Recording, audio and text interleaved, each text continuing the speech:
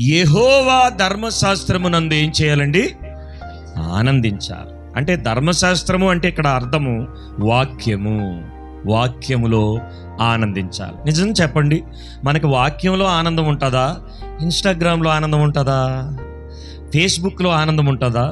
వాట్సాప్లో చక్కగా వీడియోలు పంపుతూ, వచ్చిన వీడియోలు చూస్తూ, మెసేజ్లు పెడుతూ చక్కగా అందులో ఆనందాలు ఉంటాయా? వాక్యంలో ఆనందం ఉంటుందా? నిజం చెప్పేయాలి. మరి ఎలా మనం ధన్యులం అవుతాము అని అంటే, యెహోవా ధర్మశాస్త్రము నందు మనం ఏం చేయాలండి?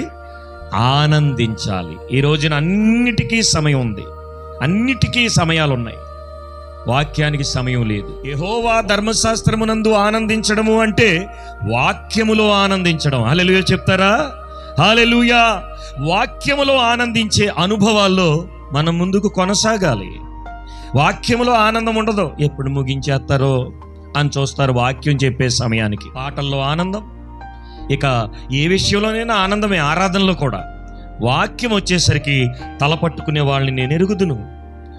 వాక్యము చెప్పే సమయానికి ఫోన్ రాకపోయినా ఫోన్ పట్టుకుని హలో అనుకుంటూ బయటికి వెళ్ళిపోయే వాళ్ళని నేను చూశాను. దేవుని వాక్యములో మనం ఆనందించాలండి. ఎవరు ధన్యులు? కానుకిచ్చేవాళ్ళ? కాదు. ఎవరు ధన్యులు? అందంగా రమ్యంగా కోకిలలాగా పాడేవాళ్ళ? కానీ వాక్యములో నువ్వు ఆనందిస్తే ధన్యత నీకుంది.